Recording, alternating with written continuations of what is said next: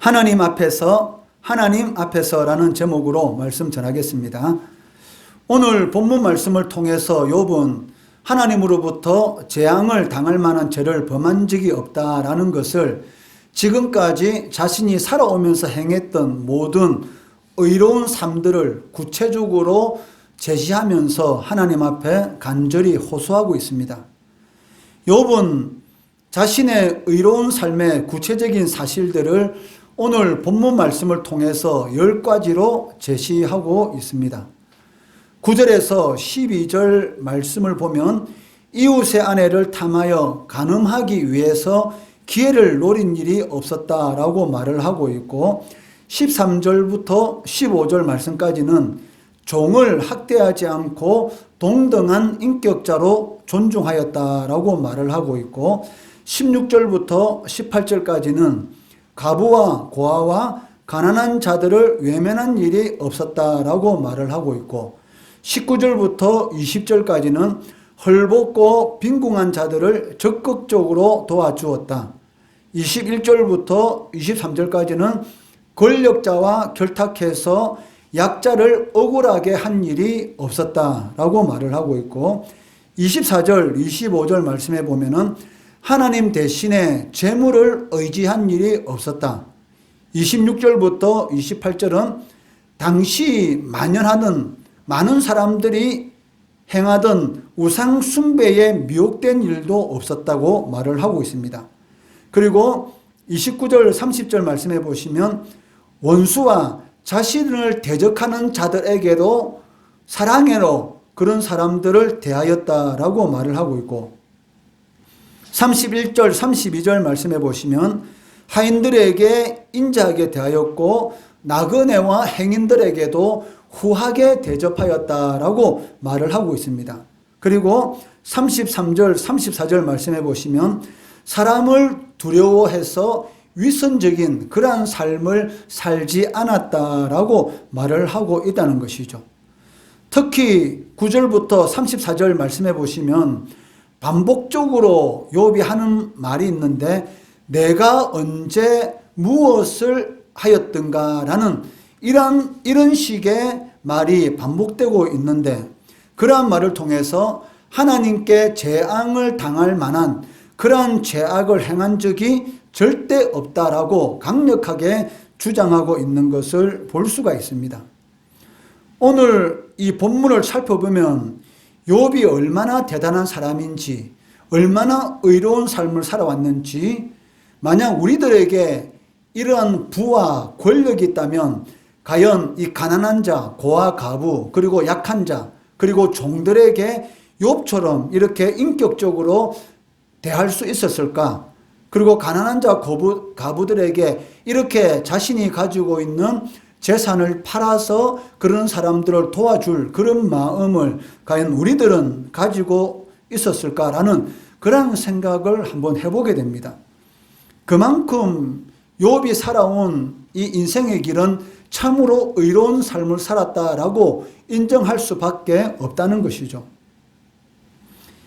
욥이 이처럼 내가 하나님 앞에 이 정도의 재앙을 당할 만큼 악을 행한 일이 없다라고 큰 소리 칠 정도의 자신감을 가질 수 있었던 그런 의로운 삶을 살 수 있었던 비결이 무엇일까요? 그것은 욥의 마음과 그 행위들이 항상 하나님을 경외하는 마음과 하나님의 심판을 의식하는 그런 삶을 살아왔기 때문입니다. 23절 말씀해 보시면 나는 하나님의 재앙을 심히 두려워하고 그의 위험으로 말미암아 그런 일을 할 수 없느니라 라고 말씀하고 있습니다. 이 말은 욥이 하나님을 막연히 두려워해서 하나님의 말씀대로 살지 않으면 벌을 받기 때문에 그러한 재난을 두려워해서 의로운 삶을 살아간 것이 아니고, 하나님의 능력 그리고 하나님의 위엄에 대한 그런 경외심으로 인해서 이런 의를 행하는 그러한 삶을 살아왔다라고 말을 하고 있다는 것이죠. 즉 하나님 앞에서의 그러한 삶을 살아왔기 때문에 자신은 부정한 일, 불의한 일, 무자비한 일은 결코 할 수 없었다라고 말을 하고 있는 것입니다. 이처럼 욥과 같이 하나님의 위엄을 인식하고 살아가는 삶, 이러한 삶을 코람데오의 삶, 즉 하나님 앞에서의 삶이라고 할 수 있을 것입니다. 코람데오라는 이 말의 의미가 무엇입니까? 코람데오라는 말은 라틴어입니다. 코람이라는 말은 앞에라는 뜻을 가지고 있고 데오는 하나님이라는 뜻을 가지고 있기 때문에 이 두 단어가 합해져서 하나님 앞에서라는 그러한 의미를 가지게 되었습니다. 이 말은 우리의 삶이 항상 하나님의 시선 아래에 있다는 것을 알고 그에 합당한 책임 있는 존재로 살아가야 한다는 것을 말을 하고 있다는 것이죠. 성경에 이 말이 사용된 곳을 찾으려면 여러 곳에서 찾아볼 수가 있습니다. 그렇지만 대표적으로 구약과 신약에서 한 구절씩만 찾아본다면 사무엘이 마지막 설교, 유언적인 설교를 한 내용이 사무엘상 12장 3절 말씀입니다. 그 말씀에 보시면 내가 여기 있나니 여호와 앞과 그의 기름 부은 자 앞에서 내게 대하여 증언하라 라는 이 말씀에서 여호와 앞이라는 이 말이 바로 코람데오라는 그런 의미를 지니고 있고, 신약에서는 이방인인 고넬료가 베드로를 만나자마자 고백하는 그 말씀 가운데 사도행전 10장 33절 말씀해 보시면 이제 우리는 주께서 당신에게 명하신 모든 것을 듣고자 하여 다 하나님 앞에 있나이다 라고 고백하고 있는데, 여기 고넬료가 하나님 앞에 있나이다 라는 이 말이 바로 코람데오라는 그러한 뜻입니다.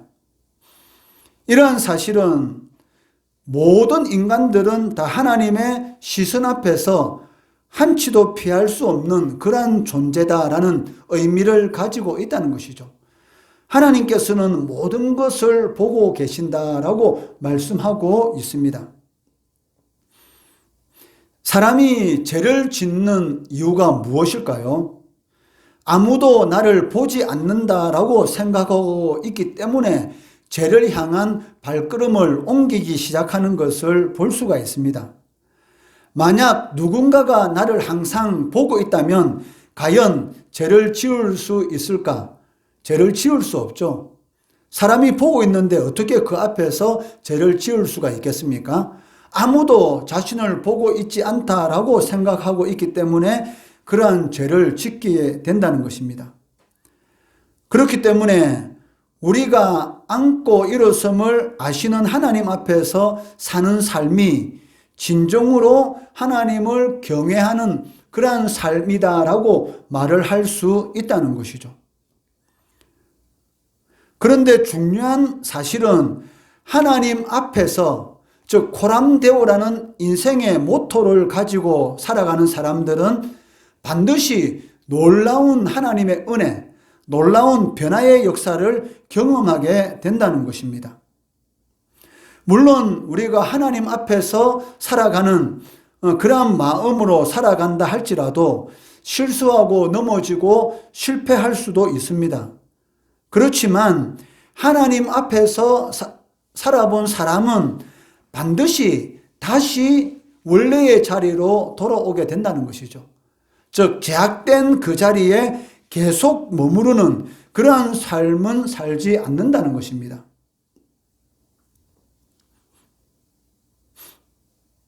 그럼에도 불구하고 만약에 계속 실수와 실패의 자리에 머물러서 헤어나오지 못하고 있다면 그것은 하나님 앞에서의 삶을 살았던 것이 아니라 자신의 육신과 정욕을 쫓는 자아중심, 즉 자기 중심의 삶을 살았기 때문입니다. 그렇기 때문에 성도가 하나님께 영광 돌리는 의로운 삶을 살아가기 위해서는 반드시 하나님 앞에서의 삶을 회복해야 된다라고 할 수가 있습니다. 사람만 보지 않으면 된다라고 생각하는 사람의 삶은 아무리 그 사람이 교회를 열심히 다닌다고 해도 변하지가 않습니다. 왜냐하면 사람 앞에서는 의로운 척 하게 되고 사람이 보지 않으면 언제든지 죄를 지을 수 있는 그러한 마음을 가지고 있기 때문인 것이죠. 이런 사람은 믿음의 사람이 아니라 육신을 쫓는 인본주의의 사람이다 라고 할 수가 있다는 것이죠. 가장 본질적인 죄에서 헤어나오지 못하는 죄인일 뿐이다 라고 말을 할 수가 있다는 것입니다. 그렇기 때문에 아직도 자신이 사람 앞에서의 삶을 살아가고 있다면 이러한 것은 자신에게서 쫓아내어야 한다는 것입니다. 그래야지만이 하나님 앞에서의 삶을 살아갈 수가 있고 하나님의 놀라운 변화의 역사를 체험할 수가 있다는 것이죠. 사람은 떡으로만 사는 것이 아니다라고 말씀하시고 계시고 하나님의 입에서 나오는 모든 말씀으로 사는 것이다라고 말씀하고 있습니다. 이 말은 사람이라는 존재는 창조될 그 시점부터 하나님의 말씀으로 살아야 될 존재, 즉 하나님 앞에서의 삶을 살아가야 될 존재로 창조되었다는 것이죠. 그렇기 때문에 그러한 삶을 살아갈 때만이 하나님의 은혜의 역사를 체험하게 된다는 것입니다. 역사상 최고의 예술가로 손꼽히는 미켈란젤로는 예술적인 재능을 천부적으로 타고 태어났다라고 할 수가 있습니다. 그는 21살 때에 세계적인 작품을 만들었고 30세가 되기 전에 그 유명한 피에타와 다비드 상을 완성했습니다. 그리고 30대 초반에 교황 율리우스 2세로부터 시스티나 천장에 벽화를 그리라는 명령을 받게 됩니다. 미켈란젤로는 처음에는 그 교황의 명령에 반대했습니다. 왜냐하면 바티칸의 작은 성당의 천장에 예수님의 12제자의 모습을 그리고 싶은 그런 생각이 없었기 때문입니다. 하지만 계속 교황이 요구를 하다 보니 마지못해서 그 명령을 수락하게 됩니다. 그리고 혼신의 힘을 다해서 예수님의 12제자만이 아니라 창세기에 나오는 9가지 장면을 뽑아서 400명이 넘는 인물들을 그려 나갔던 것이죠. 미켈란젤로는 4년 동안 항상 누운 채로 천장에 그림을 그려야 했기 때문에 그로 인해서 시력을 잃게 되었고 기력도 크게 소진하게 되었습니다. 미켈란젤로는 훗날 이렇게 해상합니다. 고통스러운 4년을 보내고 나니 마치 예레미야 선지자처럼 늙고 지친 것 같았다. 아직 37세밖에 되지 않았는데 친구들은 이미 노인처럼 늙어버린 나를 알아보지 못했다. 라고 훗날 해상하는 것을 볼 수가 있습니다. 여러분들이 조금 전에 본 그 시스티나 성당의 천장의 그림 한 번 더 보여주세요. 그 천장의 이 그림을 보면은 얼마나 이 그림이 세밀하게 되어 있는가를 아마 볼 수가 있습니다. 천장에 이 그림을 그리기 위해서는 그 누워서 그 그림을 그릴 수밖에 없었는데 4년 동안 누워서 가까이에서 집중해서 그 그림을 그리다 보니까 나이는 37살밖에 되지 않았지만 마치 노인처럼 늙어버려서 친구들이 알아보지 못할 정도가 되었다라고 말을 하고 있다는 것이죠. 그때 어떤 사람이 미켈란젤로에게 질문을 했습니다. 시스티나 성당 구석에서 그림을 그릴 때에 어두운 곳이었고 아무도 보지 않는데 왜 그렇게 열심히 그 그림을 그려서 그렇게 건강을 해치는 그런 일이 있도록 하였습니까? 라고 질문했을 때에 그때 미켈란젤로의 대답이 무엇입니까? 사람은 보고 있지 않지만 누구는 보고 있다? 하나님은 보고 계십니다. 라고 말을 했던 것이죠. 여러분들이 하나님 앞에서의 삶, 코람데오의 삶을 살아간다면 미켈란젤로의 이런 고백처럼 내가 나태하고 게으르고 그리고 대강대강 할 수 있는 일이라 할지라도 그렇게 하지 않습니다. 무슨 일이든지 자신에게 맡겨 주어졌을 때에 하나님 앞에서의 한다라고는 나는 그런 생각을 가지고 있다면 모든 일에 최선을 다하게 되고 그 최선을 다하는 그러한 삶을 통해서 하나님의 은혜의 역사가 나타나게 된다는 것이죠. 그 대표적인 성경에 나오는 사람이 누굽니까?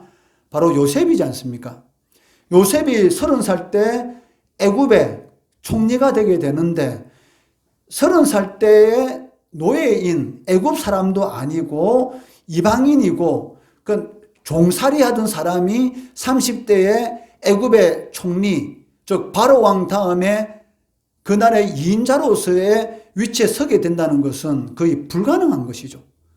그런데도 불구하고 어떻게 요셉이 30살 때에 애굽의 총리가 되었습니까? 바로 하나님 앞에서의 삶을 요셉은 살아갔던 것이죠. 보디발의 아내가 자신을 유혹할 때에 아무 보는 사람이 없을 때 그 아내가 무엇이라고 합니까? 자기 남편도 없고 이 방에는 당신과 나 외에 아무도 없습니다. 아무도 보는 사람이 없으니까 걱정하지 말고 나와 동침하자라고 말을 했을 때에 요셉의 고백이 무엇이었습니까? 사람은 보지 않지만 누구는 보고 있다? 하나님은 보고 계시다. 그 말을 하고 그 자리에서 뛰쳐나왔잖아요. 왜 요셉이 뛰쳐나왔겠어요? 청년이고 얼마나 유혹이 되겠어요. 그런데 그 자리를 피할 수 있는 방법은 그 자리를 도망치는 그 방법밖에 없었습니다. 그렇기 때문에 그 자리에서 도망치면서 벗어나는 것을 볼 수가 있었던 것이죠. 만약에 요셉이 하나님 앞에서의 삶을 살지 않았다면 언제든지 그 보디발의 아내와 동침했겠죠. 그렇지만 하나님은 보고 계시다라는 그런 마음을 가지고 살았기 때문에 결국 하나님께서 은혜를 베풀어 주셔서 도저히 불가능한 일이 요셉의 삶 가운데 가능하게 되는 그러한 역사를 체험하는 것을 볼 수가 있습니다. 욥이 강하게 주장하고 있는 것처럼 의로운 삶을 살 수 있었던 것은 바로 하나님 앞에서의 삶이었습니다. 비록 이해할 수 없는 하나님의 섭리 가운데서 고통을 당하고 있지만 하나님께서 결국 욥의 의로움을 인정해 주시고 다시 회복시켜 주시는 그런 놀라운 역사를 체험하게 되었던 것이죠. 잃어버린 모든 재산들 2배로 다시 회복시켜 주시고 자손들 4대까지 볼 수 있고 그리고 장수의 그러한 복을 누리도록 하나님께서 만들어 주셨던 것입니다. 욥의 이러한 놀라운 역사는 하나님 앞에서의 삶을 살아가는 성도들에게도 오늘날 반드시 일어날 수 있다는 것입니다. 이처럼 하나님 앞에서의 삶을 통해서 놀라운 하나님의 은혜 역사를 체험하는 우리 성도들, 우리 주일학교 학생들 되기를 주의 이름으로 축원합니다.